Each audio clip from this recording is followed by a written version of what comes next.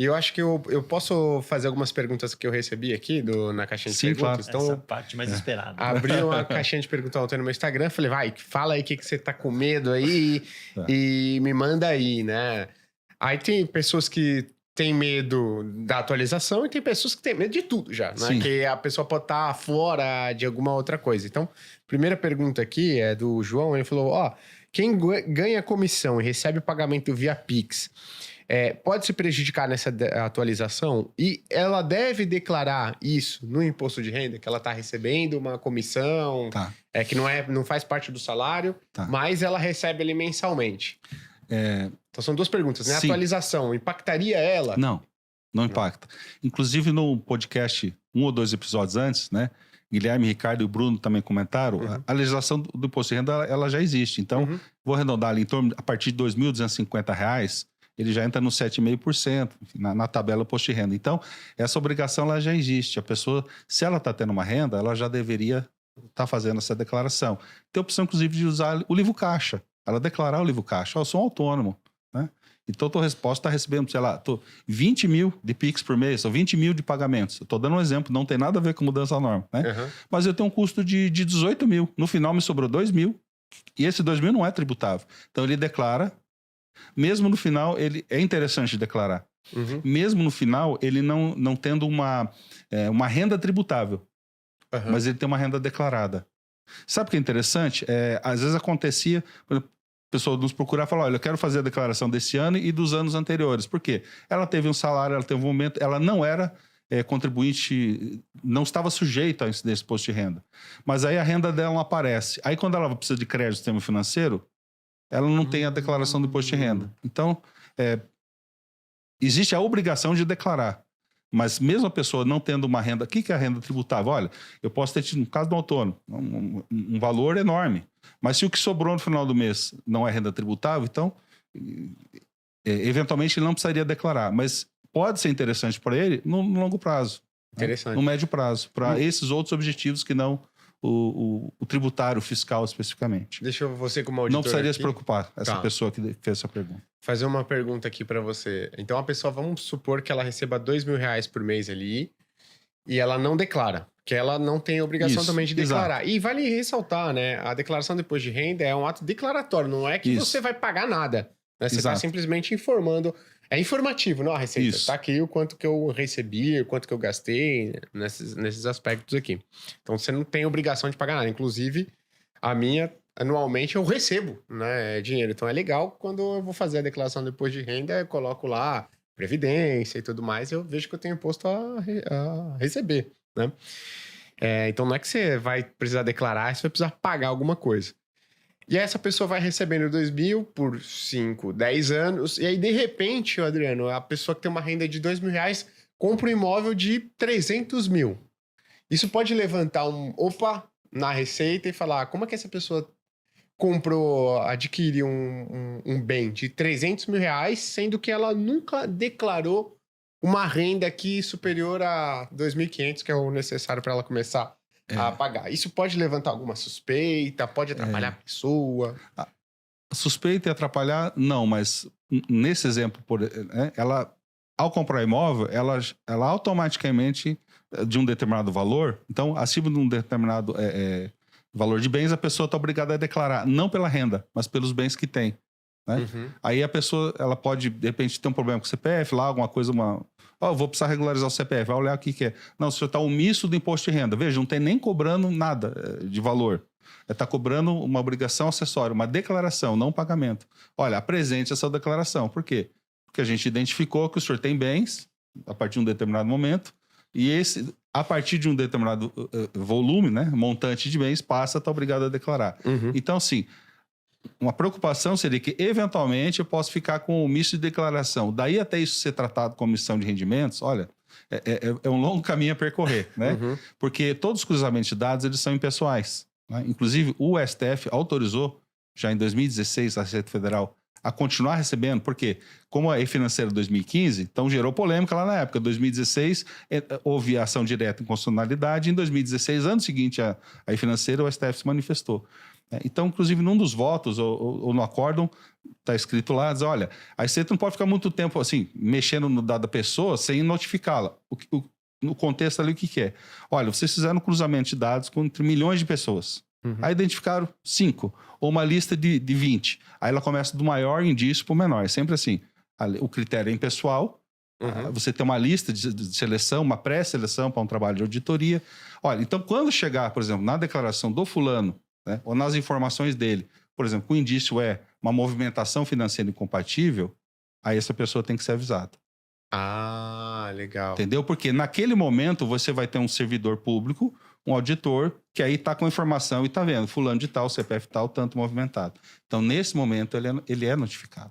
Não que vai precisar pagar nada, só tem que ser notificado. Ó, tem um auditor olhando ali. Exato. Agora, toda a fase anterior de receber o dado e cruzar, tem decisões, são 5 decisões, aliás, uma decisão conjunta, são 4 ADI e um recurso extraordinário, lá de 2016. Em 2019, o Supremo também decidiu que a Receita poderia compartilhar com os estados e Distrito Federal essas informações de financeira, desde que o estado, o Distrito Federal, o município tem um decreto, um regulamento próprio de como que ele lida com essas informações, porque a União tem isso. Tá? Perfeito. Tá.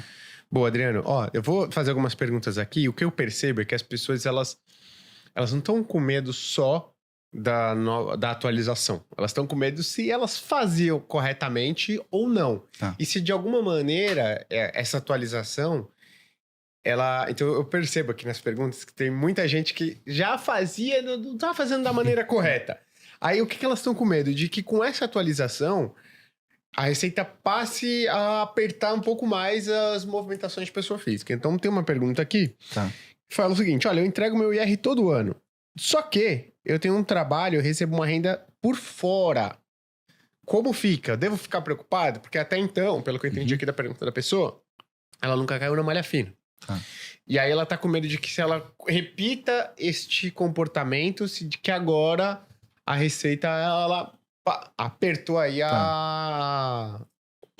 os parafusos do monitoramento. Ó, eu vou tentar responder o mais direto possível. Aumentando o limite de informação, ou seja, recolhendo menos informação, a chance dessa pessoa ser identificada é menor ou maior? Eu não estou validando, dizendo que está correto o comportamento, entendeu?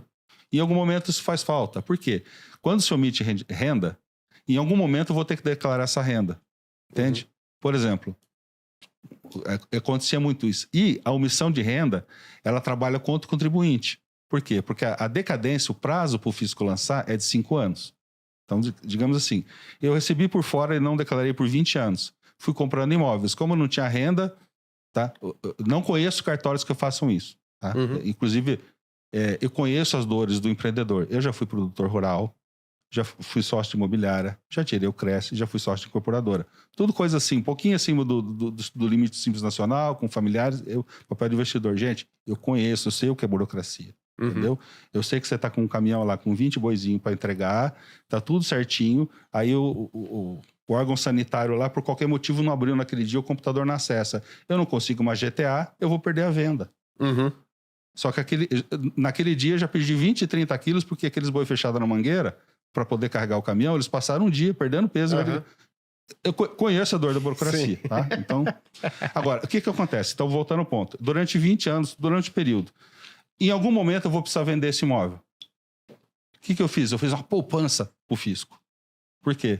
Porque aí, nesse momento, quando a tartaruga marinha, quando a baleia tinha que tirar a cabeça fora d'água para respirar, agora eu preciso realizar meu lucro, então ele vai pagar dos últimos 20 anos uma pancada só. Não vai ter dedução que ele poderia ter, por exemplo, de atualização. Então, sim, eu não estou validando. Tá errado. A pessoa está tão preocupada. Tá errado. Já melhor você declarar, né? Pô? Isso. Se tem renda, declare.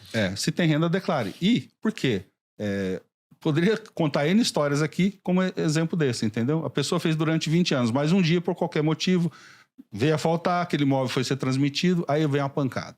Entendeu? Porque aí a aquisição parece que foi agora, ele perde uma atualização inflacionária que reduziria o ganho de capital. Enfim, ele acaba... a omissão acaba repercutindo depois na transmissão de bens. Perfeito. Ele pode demorar 20 anos, ele vai ter feito uma poupança, o erário, porque vai ser cobrado lá na frente uma pancada só. né? Perfeito. Acho que tem um ponto importante nesse item, que não é o advento da nova aplicação, da e-financeira agora, contemplando entidades que não estavam contempladas antes, que fará com que essa pessoa... Não é isso. Exato, Ricardo. Não é isso. Exato, não é em isso. algum momento ela iria materializar exatamente no patrimônio dela isso. essa renda que até então estava entrando ali escondida.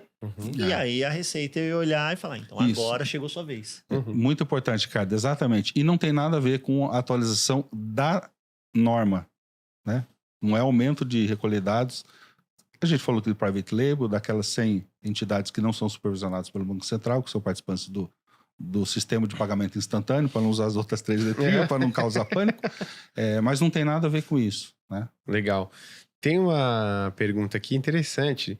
Caio falou o seguinte: a Receita Federal tem pessoal para analisar tantos dados? A análise é por amostragem ou só em caso suspeito? Então, essas primeiras checagens, Adriano, dá para você explicar? É tudo feito via sistema, só quando o sistema apresenta... É sistema. Inteligência artificial, eu ouço falar por uns 20 anos na Receita. Modelo LLM, Large Language Model, isso aí, colegas lá já estavam desenvolvendo isso, lógico, que com soluções de mercado massivo a gente está usando o que é do mercado, mas os cruzamentos, eles são eletrônicos, claro, é impossível, né? Você trabalhar com uma massa tão grande de dados. Por exemplo, nota fiscal, né?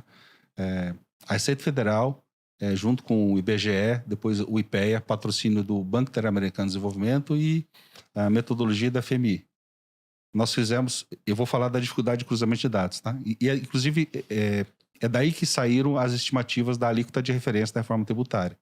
Nós temos, por dia, em torno de 20 milhões de notas fiscais eletrônicas, nota fiscal do consumo, tá? Vocês têm que conhecer o ENCAT, procura essas cinco letrinhas, ENCAT, ENCAT. É um grupo, né, técnicos dos estados e do Distrito Federal, que é o cérebro aí por trás de boa parte do SPED e de todos os documentos fiscais eletrônicos. Então, onde eu quero chegar? A Receita Federal, ela tem uma das maiores bases de dados da América Latina, tá? Então, assim, olha, vamos pegar as contas nacionais, eu vou chegar nisso, é importante esse ponto que eu estou falando, e vamos detalhá-las, né?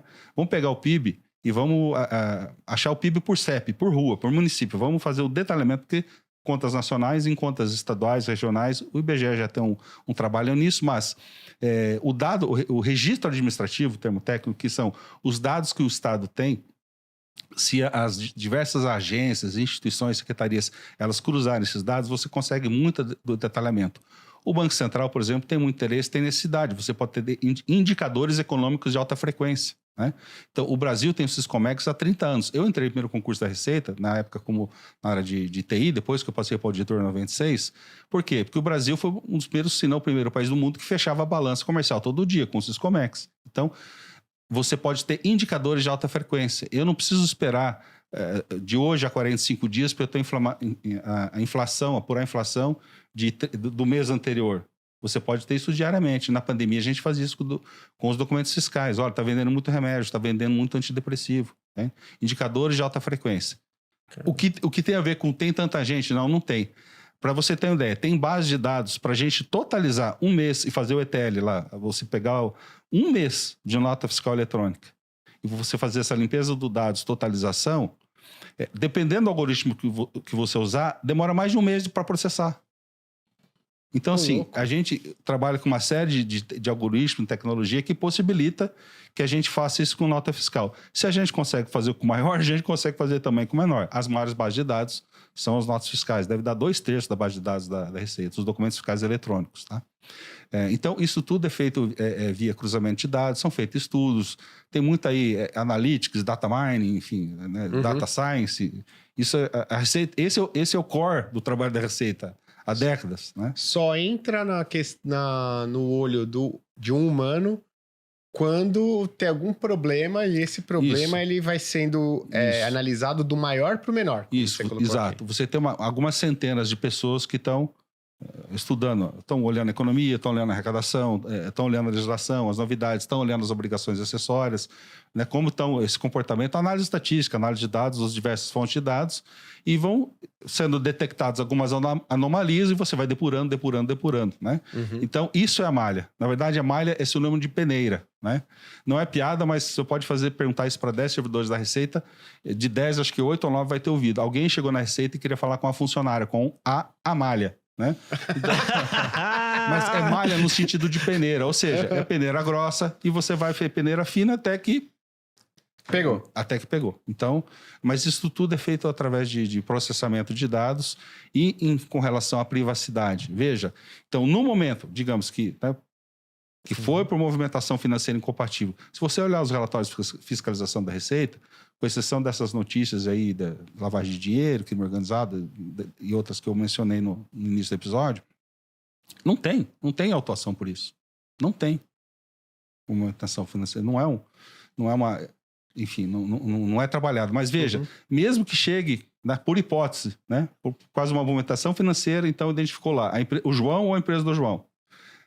E um auditor fiscal receber um dossiê com as informações, um resumo das informações do contribuinte, até esse momento, ele não tem invasão de privacidade. Digamos que se peça o extrato, isso não é praxe, tá? Ele vai perguntar a origem dos depósitos, ele não vai pagou para quem? Então, assim, essa invasão de privacidade, ela não ocorre, não pode ocorrer, nem durante uma auditoria. Quanto nem mais no cruzamento de dados. Não pode. Excelente. Porque tem bastante. Em busca e apreensão, a gente não faz isso. Você tem que ter acessibilidade com objetos religiosos, por exemplo. Né? Então, assim, existe essa preocupação. Por quê? Até para não contaminar o processo. Primeiro, uma questão pessoal de valores que a pessoa carrega consigo. Mas tem também uma questão legal. Eu tenho, né, preceitos, princípios a cumprir. E tem também uma questão prática, porque senão invalida o processo. Eu vou ter uma trabalheira no final. Né? Aquilo cai porque houve uma falha processual. Legal. Né? Excelente. Teve uma pergunta aqui do Adriano. Acho que o Adriano trabalha em banco. Porque ele deve trabalhar nessa área. Porque ele falou o seguinte... Dá crédito na pergunta, já dei, Adriano. Que para o seu chefe vai ficar feliz, né? Ele, para os bancos, muda alguma coisa? Talvez o Adriano seja a pessoa responsável por organizar e enviar as informações. Ele que achamos que envia. Se a gente pensar aqui que as movimentações financeiras eram enviadas de quem movimentava R$2.000 ou para cima, e agora é 5 mil, talvez para os bancos, essa questão de levantamento e envio de informações deu uma amenizada, né, Adriano? Sim. E a E-Financeira ela é utilizada também para cumprir acordos internacionais, o FATCA, nos Estados Unidos, e o CRS, né, o Common Report Standing da OCDE. Você tem, acho que 110 países em acordo com os Estados Unidos no FATCA e em torno de 120 no CRS. Mas isso o compliance dos bancos já tem, ele já identifica. E na E-Financeira, esses registros são declarados à parte. Então, ele já vem... Não é a Receita que vai fazer esse filtro. Isso aqui vai para o FATCA, isso aqui para o CRS. O banco já tem que fazer. O compliance bancário já tem que mandar esses registros. É um outro bloco dentro do XML, dentro do arquivinho lá da financeira, que tem criptografia. Né? Você acha que... imagina a bomba, a preocupação da Receita receber todas as informações. Nunca teve vazamento, em décadas que eu tô lá, né? Porque isso é muito compartimentado. Tem o Chinese Wall, como tem aqui no Grupo Primo, como tem né? Existe uma separação, existe uma distinção. Então, para os bancos, o que muda? Vão declarar menos. Algumas instituições financeiras, aqueles que comentou, participantes do PIX, Private Label, que eventualmente não declaravam, vão passar a informar. Então, é um grupo menor. Mas no todo, você está recolhendo menos informação do que antes. Legal. Fala para o Adriano que ele só vai ter que entrar no sistema, mudar o flag, pessoa física agora é 5 mil. O filtro. Isso, Ricardo. Exatamente. É isso. Legal. Vai ter que atualizar o filtro. Legal. A única... Acho que teve alguém aqui que já entendeu um pouco melhor o assunto, hein? Isso aqui deve ter lido a norma, porque ele falou o seguinte: gasto mais do que R$5.000 num cartão da Renner. Especificamente. E não declaro. Então, provavelmente essa pessoa que utilizava o cartão de uma, né, de uma loja, de uma empresa que não é de instituição financeira e não era supervisionada pelo Banco Central, ela vai passar a ter as informações de compra, né, do cartão de crédito agora enviadas. Então, para essa pessoa especificamente, agora a Receita não olhava, né, essa movimentação dela e vai passar a olhar. Vai entrar no cruzamento de dados, vamos dizer assim. Né? Então, agora, despesa não é fato gerador de imposto. Ele pode ser uma presunção de uma capacidade contributiva, né? Olha, se saiu 5 é porque entrou 5, né? Então, a minha filha mais velha, enfim, quando era criança, ela pediu alguma coisa, enfim, não tinha entrado salário. Não, é só ir lá na máquina do banco, né? E tirar. Aí eu falei, não, filha, tem que esperar. Gente, ela teve que chorou, a criança devia ter 4, 5 anos. Eu falei, não, filha, para eu tirar da máquina, eu tenho que entrar antes. E não entrou ainda, né? Então, é a mesma coisa. Então, se tá sacando, é porque teve renda, né? Perdão, é porque entrou. Agora, de concluir que o que entrou é renda, né? Vão vários passos via cruzamento de dados. Uma pergunta aqui do Sérgio, né? Ele falou, sou autônomo. Eu gasto eu recebo 18 mil, mas eu gasto mais do que 13 mil. Então, acho que a preocupação dele é... Mas assim, como autônomo, ele já movimenta mais do que 15 mil reais, então as informações dele já estavam sendo enviadas. Já estavam sendo enviadas. E vão passar a continuar sendo enviadas. Exato. Né? Porque superam o limite de 15 mil. Isso. Agora, se o Sérgio movimentasse 12 mil, antes estavam sendo enviadas. E agora não seriam, né? Como pessoa jurídica... Como pessoa jurídica, não seria enviada agora. Como pessoa física, é enviada porque está aí acima dos 5 mil. Né? Agora, a sugestão para ele, declare, faça o livro caixa e recolha só da diferença. Né? Perfeito. Para evitar esse problema. Da uma hora, né?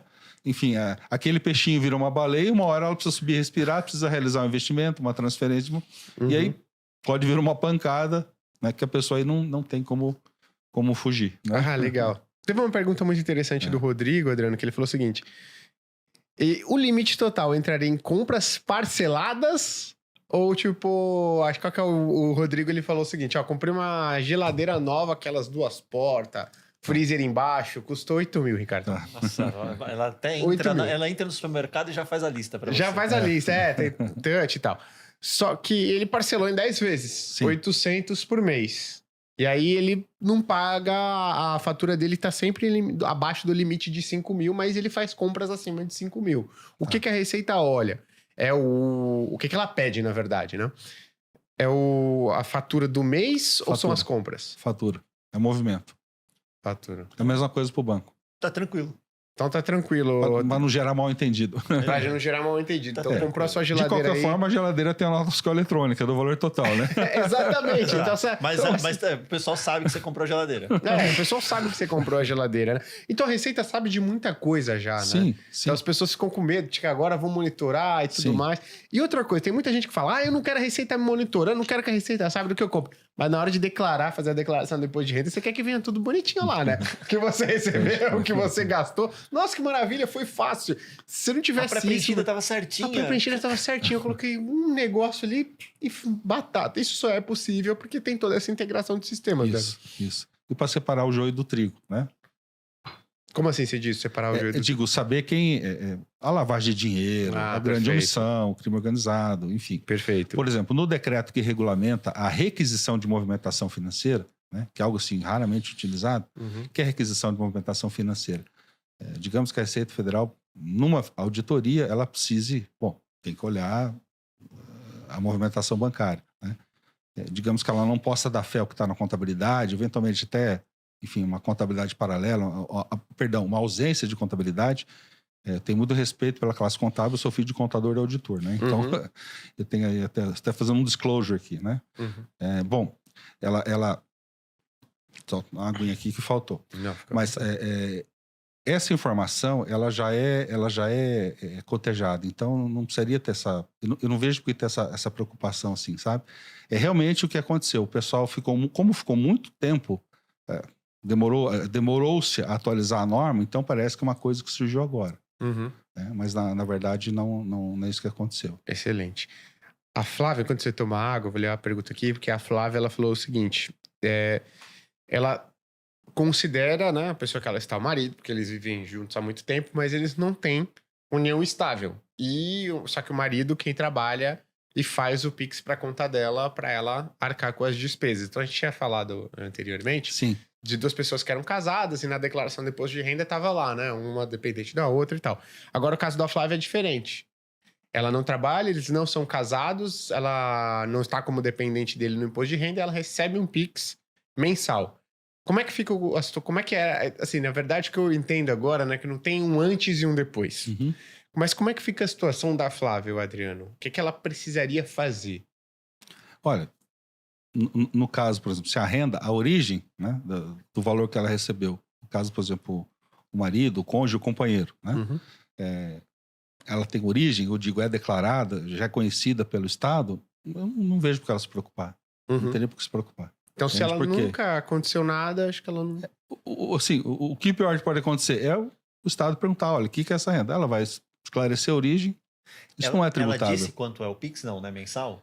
Ela não disse. Ela não disse, porque, olha, veja que interessante. Vamos imaginar que esse Pix fosse R$4.000. Importante, cara. Antes, a Receita sabia desse Pix. E agora não porque sabe. O limite era 2. Agora a Receita nem vai ignorar esse Pix. Cara, você levantou... Porque agora, agora são R$5.000. Você levantou um ponto muito interessante, porque o Pix, né, falando do Pix, pessoa a pessoa, P2P, 48% do movimento, 3% do valor total. Entende? Então, em quantidade, o Pix de pessoa para pessoa dá quase metade. Está na estatística. Movimentações, né? De quantidade. Mas em valor transferido é 3%. O grosso é B2B. Que é a empresa da transferência eletrônica. Isso. Business to business, empresa para empresa. Ou seja, não é isso que está no radar, né? Entendi. E o Ricardo, inclusive, colocou um ponto, né? A probabilidade é que essa informação estaria sendo prestada até dezembro de 2024 e a partir de agora, de 2025, ela sequer será informada.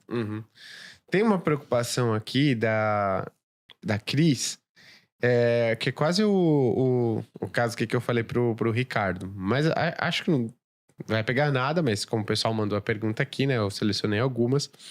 Ela falou o seguinte, olha, como eu vou justificar para a Receita que eu tô recebendo um Pix de 5 mil que eu emprestei pro amigo em 2023? Primeiro, Cris, pô, cara, tem que corrigir pelo CDI, pelo menos isso aqui. Isso. No mínimo, esses 5 mil tem que virar... Tem que a célula da Finclese.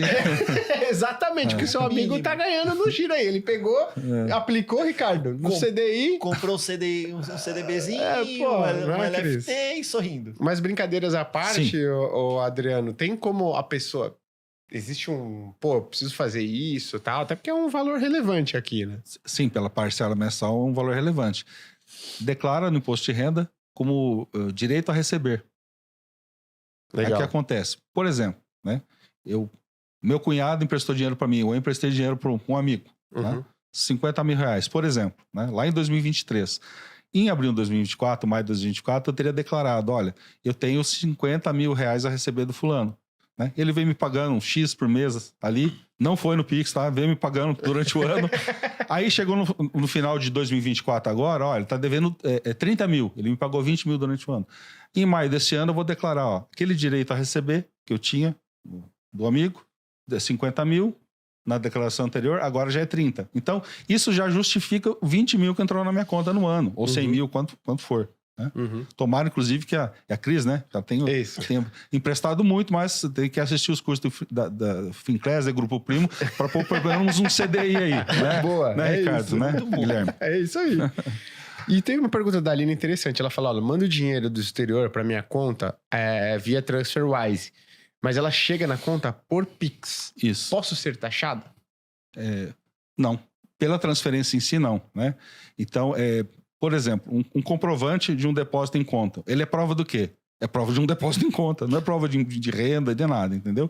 Tem que ver. Se isso é uma renda, é um rendimento, então, como o Ricardo falou, né, há pouco, e o Bruno já comentou no episódio anterior, isso já está na regra anterior, não tem a ver com financeira, né, cara? Então, não, só pelo fato de estar entrando na conta, não precisa se preocupar. Perfeito.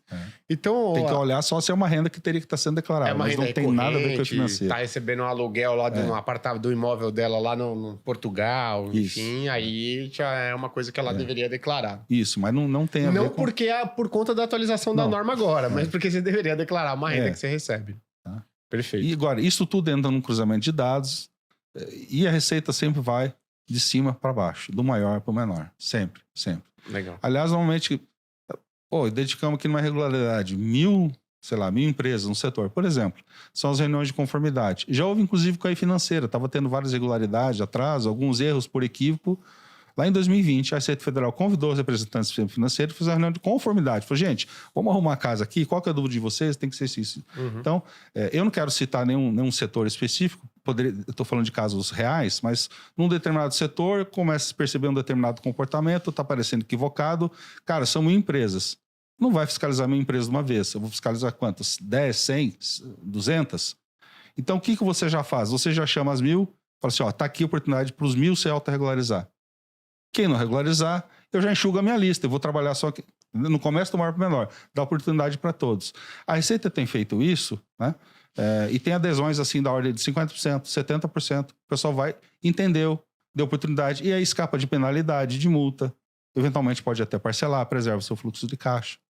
Tá? Excelente. Então, assim, isso é feito via cruzamento de dados e normalmente a Receita sempre vai dar oportunidade, ela primeiro vai orientar, depois ela vai dar oportunidade de autorregularização, né? Tem gente que falou assim, estão querendo aumentar a arrecadação para aumentar o salário. Cara, nosso salário não tem nada a ver com a atuação. 6% da nossa avaliação institucional tem a ver com o valor. Só que o valor não é que você tem uma meta é porque como os estudos, o cruzamento de dados, olha, tem um furo aqui de tanto, você tem que perseguir isso. E isso reflete em 6% da avaliação institucional. Então, vamos lá. Então, a Receita, ela tem uma meta lá de arrecadação ali dessas declarações que estão incompatíveis. Isso é uma previsão de arrecadação, porque inclusive isso vai para a lei do orçamento. À medida que você faz uma previsão com critérios econômicos, estudo econômico, aquilo virou lei, então agora precisa realizar essa receita. Então é no sentido de cumprir a lei, não é um valor pelo valor, não há prêmio em cima disso, né? E como os estudos, o cruzamento de dados vão apontar determinado setor, né? Então, por exemplo, no relatório lá de anual de fiscalização, ele fala de 20 setores, perdão, alguns setores, nós tínhamos inclusive 20 empresas, né? Ali não são nominadas, que foram identificadas como altíssimo risco. Mas nós estamos falando num universo de 22 milhões de CNPJ, de 1,5 milhão de declarantes de real e presumido, né? Você tem 180 mil empresas que estão no lucro real. Então, 60% da arrecadação, 2/3 da arrecadação, vem de menos de 10 mil empresas, né? Então, a Receita, ela vai sempre do maior para o menor. Então, assim, se eu estou no menor, eu preciso preocupar fazer as coisas corretas, porque uma questão moral, e sim, e a questão que eu falei que também o tempo, ele trabalha contra quem omite a renda. Às vezes acaba sobrando por herdeiro isso aí, né? No momento de transferir. Então, por esse critério que a gente deve fazer as coisas corretas. Agora, no trabalho da Receita, é sempre do maior para o menor e após todo um cruzamento de dados, os critérios são impessoais. Legal. Então, ó, eu mudei minha opinião depois do podcast, porque no podcast anterior eu acreditei que, de fato, como instituições de pagamento elas não estavam lá descritas especificamente, mas estavam lá todas as instituições monitoradas pelo Banco Central, eu acreditei que poderiam ter instituições grandes, relevantes, que não estavam enviando as informações para a Receita. Mas isso já estava sendo feito. Já. Então, na minha cabeça, uma semana atrás, eu falei, poxa, então talvez a Receita esteja de fato apertando o cerco para quem faz evasão. Não, para quem não paga imposto. Não está pagando imposto e deveria pagar. Só que pelo que eu entendi da nossa conversa aqui hoje, então, na verdade, a Receita ela já recebia isso. E ela fala, cara, eu tô recebendo tanta movimentação de pessoas que ganham entre 2 a 5 mil e é ineficiente a Receita gastar tempo e, de fato, podendo ter que atrapalhar, vou colocar entre aspas, ou deixar mais burocrática a vida das pessoas que têm uma renda entre 2 a 5 mil. Falou o seguinte, olha, agora eu só vou olhar quem ganha pessoa física 5 mil para cima ou pessoa jurídica 15 mil para cima. Então, pessoa física era 2 mil, passa a olhar só quem 5 mil para cima, e jurídica era 6, passa a olhar só quem ganha 15 mil para cima. Isso. Então, eu mudei a minha opinião. Sim, Guilherme. Você trouxe ainda o advento lá dos cartões private label que não estavam sendo contemplados, então você tem um ajuste, inclusive, há uma clara evolução que a gente teve como sociedade, um produto financeiro que surgiu, ganhou melhorias ao longo do tempo, então a regra teve que contemplar essas melhorias que foram criadas. Exatamente.